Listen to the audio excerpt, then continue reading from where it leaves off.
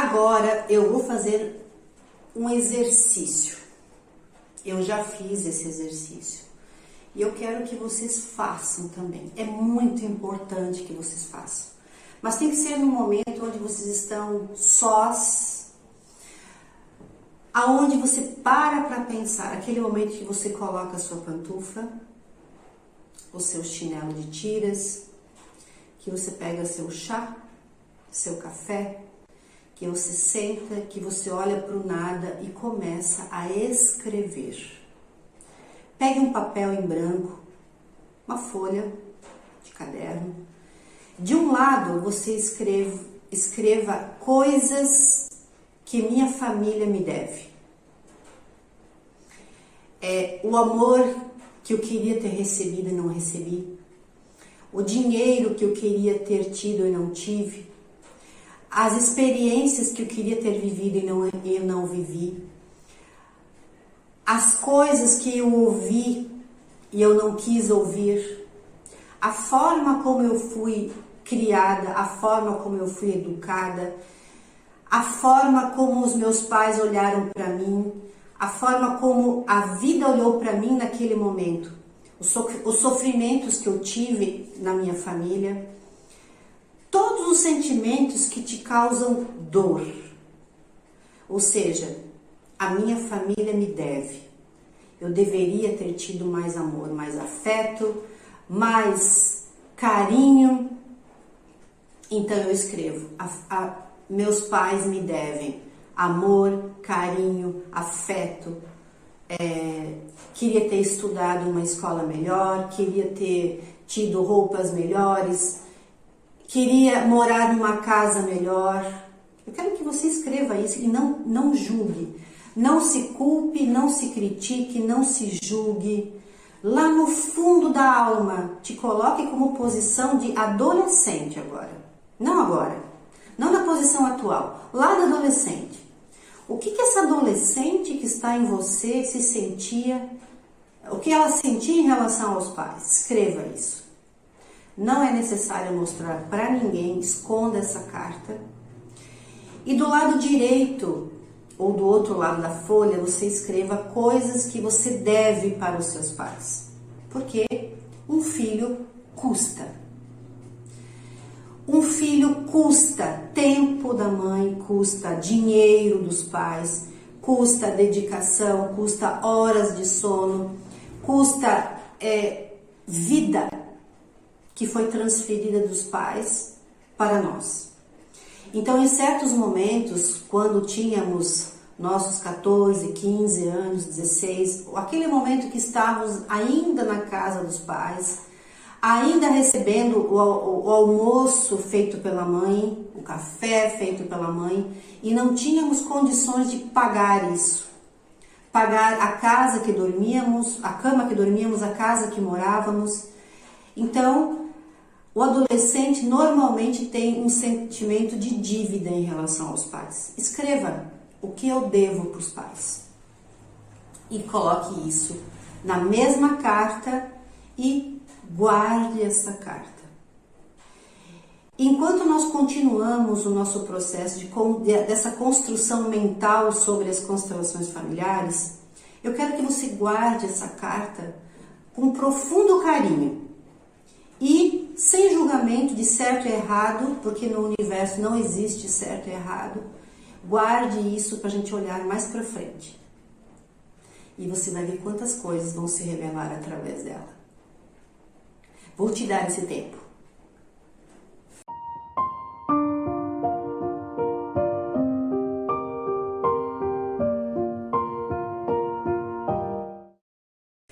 Colocando na prática esta lei do pertencimento, imaginemos o clã da família com um grande campo eletromagnético agora. Todos nós vibramos numa frequência de alma, de espírito, nessa grande alma que é o clã da família, que é o campo morfogenético da família. É onde todos fazemos parte, todos nós nos constituímos entre nós mesmos. Vibramos uma frequência média, vibramos um padrão médio. E aí, quando um espírito chega nessa família, nesse clã, nesse campo morfogenético, ele tende a querer equilibrar esse sistema movido por um amor cego. Bem, quero que você preste bastante atenção porque isso agora é muito importante. Por exemplo, existe na família um aborto que foi feito pela minha avó, por exemplo, e foi escondido pela família. Foi um aborto provocado, independente se ele é provocado ou espontâneo. Eu quero falar provocado para causar mais impacto. Minha avó provocou um aborto e não falou para ninguém. Ali tem uma vida que foi excluída. Essa exclusão, ela tende a ser compensada por alguém que chega nas gerações seguintes.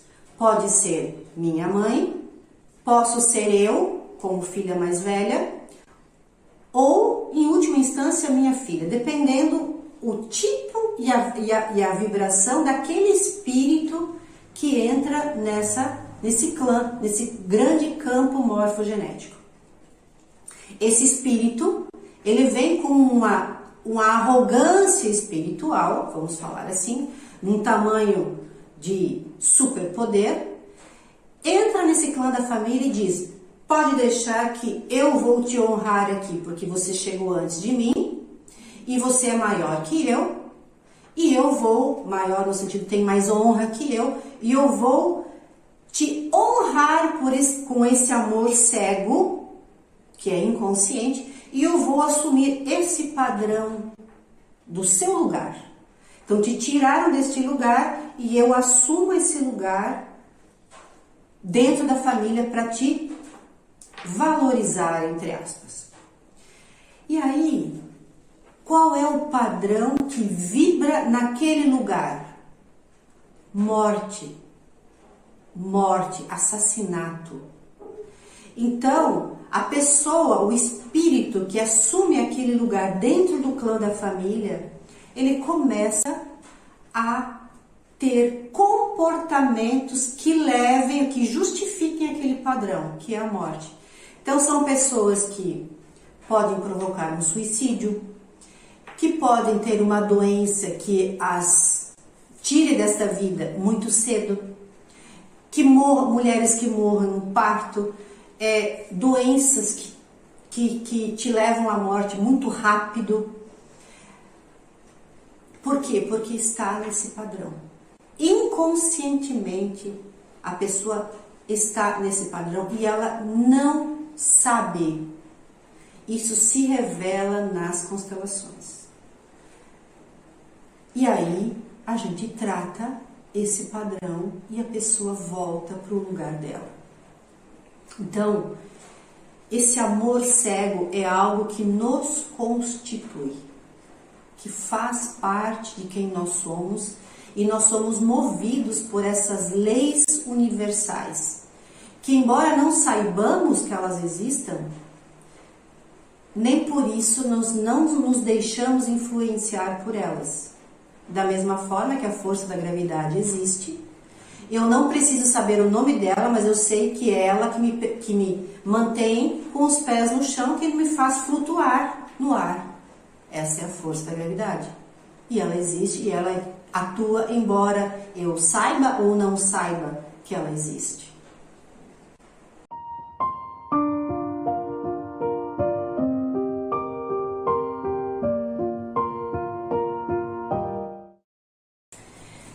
Em uma outra instância, sobre ainda a lei do pertencimento, eu nego o comportamento da minha mãe. Eu julgo minha mãe, por exemplo. Porque a minha mãe, ela é uma pessoa que tem determinadas características que não me agradam.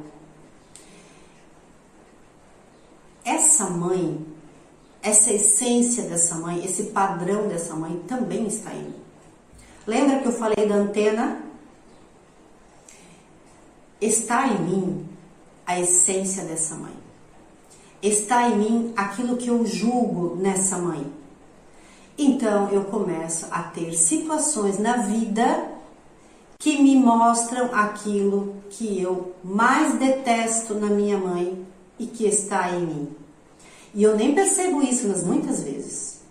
Então são pessoas que acionam em mim um gatilho dessa disfunção de padrão que eu não quero olhar. Não, eu não quero mexer com isso, não.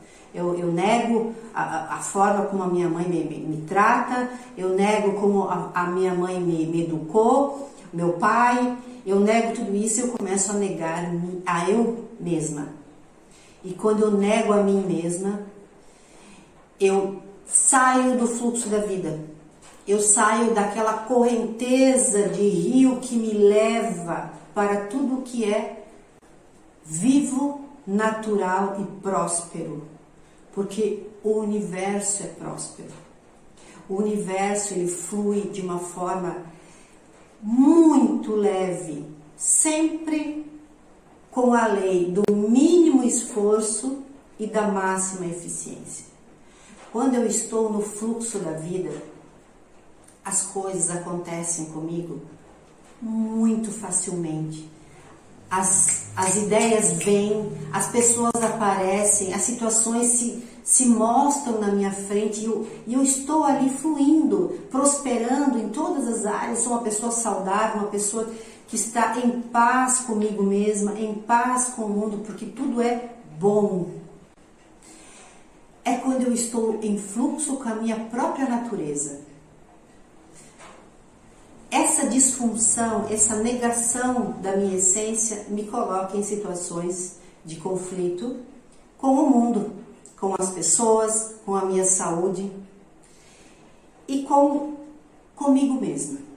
E aí eu começo a me transformar nesta mulher que não sou na essência, mas eu quero mostrar para o mundo lá fora que eu não sou esse emaranhado de sujeira que tem aqui, e eu me mostro algo lindo, perfeito, dócil, sóbrio, emanando uma luz artificial que me custa energia para mantê-la acesa, e ali eu perco a minha essência.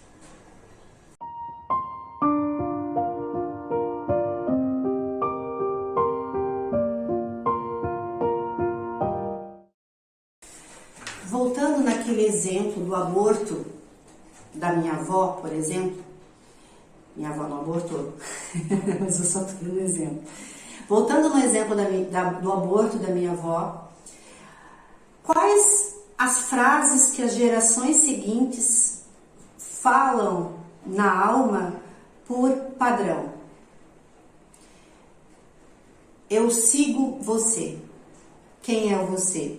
A criança que foi abortada. Ou, antes eu morra do que você, no caso de um neto dessa avó, porque ela sabe, esse neto inconscientemente sabe que essa mãe tende a executar um padrão de morte. E por amor, esse filho diz, não mãe, antes eu do que você. Inconscientemente. Tudo isso é inconscientemente. Ou a mãe diz para essa mãe que é a avó, eu sigo você. Eu também.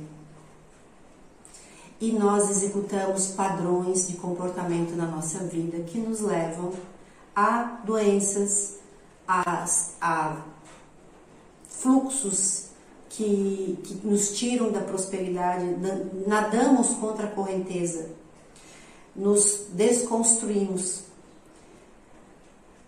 Qual é a solução? Falando agora de constelações familiares, repito, não é a única técnica que te coloca no lugar, mas é muito eficiente.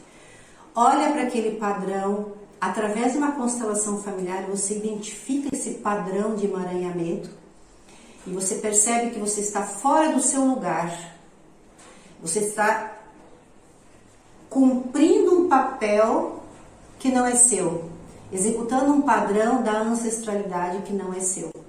Então você volta para o seu lugar, você honra e põe no coração essa pessoa que foi excluída, esse espírito que foi excluído do clã, e diga a ele: sim, você faz parte, você é constituição dessa grande alma, e eu vejo você como parte de quem eu sou em toda a minha essência. Eu te honro porque você chegou antes e te dou um lugar no meu coração. Te respeito, mas eu sigo a minha vida no meu lugar que me é de destino, no meu lugar que me cabe, e eu volto para o meu lugar e para o meu tamanho que é único, de Juscelânia, no meu caso agora, e de você, no seu caso agora, nesse corpo, nessa vida, executando o papel ao qual você foi programado para fazer. E é neste lugar que você consegue fluir, e é nesse lugar que você funciona no seu melhor modo, na sua melhor versão.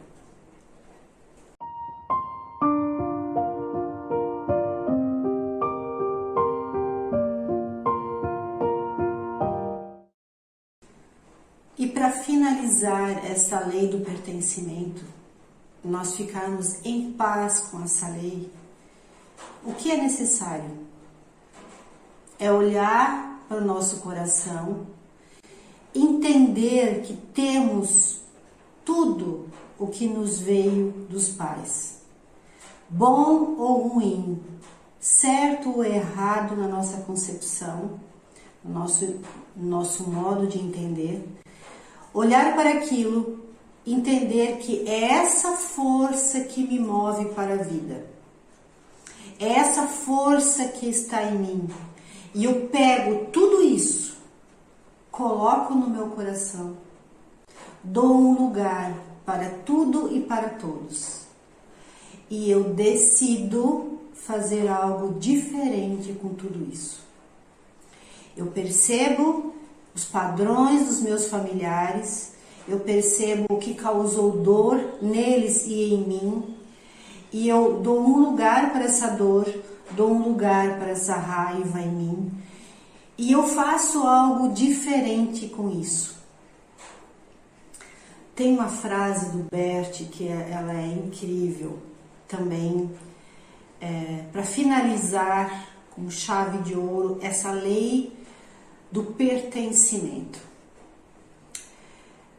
O caminho oposto da rejeição é o seguinte: tudo aquilo que lamento, eu encaro e digo sim. Assim foi, e coloco isso dentro de mim, com todo o desafio que isto me faz. Eu lhe digo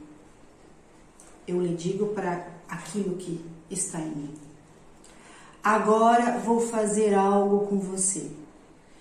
Vou tomar você como meu amigo ou como minha amiga, seja o que for. Seja a dor, seja a mágoa, seja a raiva, seja a cobrança, seja a dívida. Eu olho para isso e digo: vou fazer algo diferente com você. Sei que você me constitui, faz parte de mim, tudo aquilo que eu herdei através dos meus pais. Mas eu decido, a partir de agora, fazer alguma coisa diferente da minha vida. E aí sim, aí você começa o caminho da autorresponsabilidade.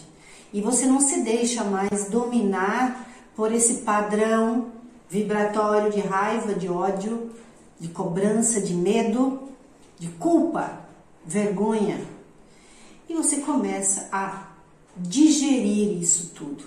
Óbvio que leva um tempo, não é de um dia para o outro. Se alguém vier com essa fórmula mágica e te disser: eu vou te dar a solução para todos os problemas do teu inconsciente, fuja. é mentira. O caminho da autotransformação é lento, porque o movimento da alma é muito lento. E você tem que saber entender o tempo certo de todas as coisas. É impossível você chegar a um pé de laranja, a uma laranjeira e dizer: olha, por favor, amadureça seus frutos que eu estou com fome.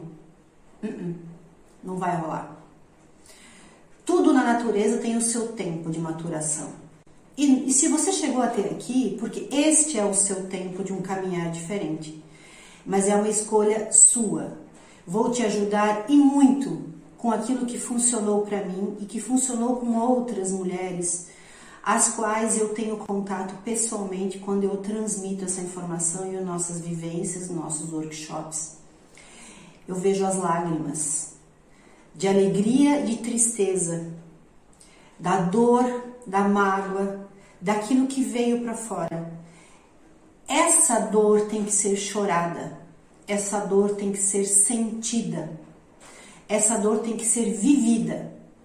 E depois disso, você olhar para essa dor, olhar para esse sentimento e acolhê-lo, sem negar, acolhê-lo e ser diferente a partir de agora.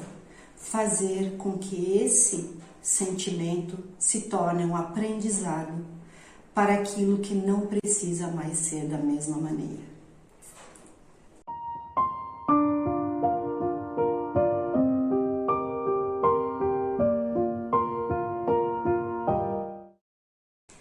Naturalmente, quem chega antes no sistema, quem chega antes no campo familiar, no campo morfogenético, tem prioridade.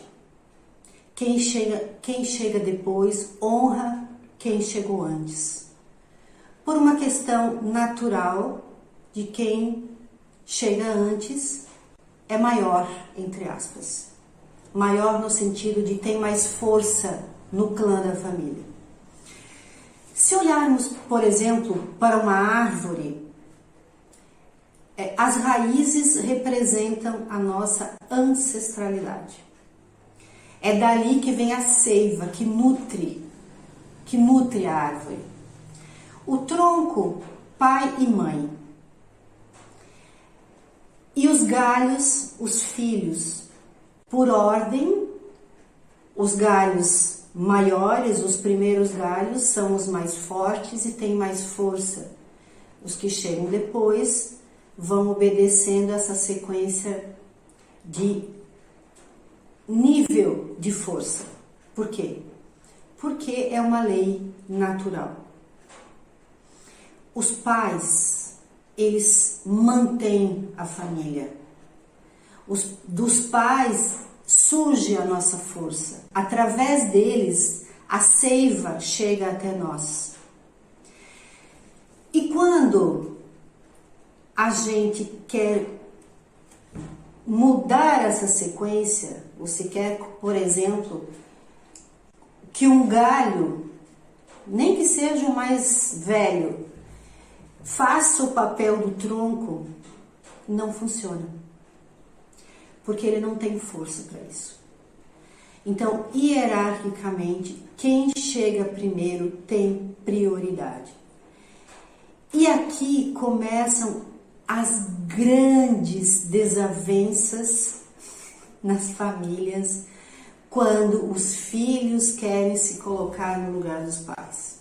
Como? Julgando, criticando, dizendo o que eles têm que fazer, o que seria melhor se eles fizessem para a vida deles.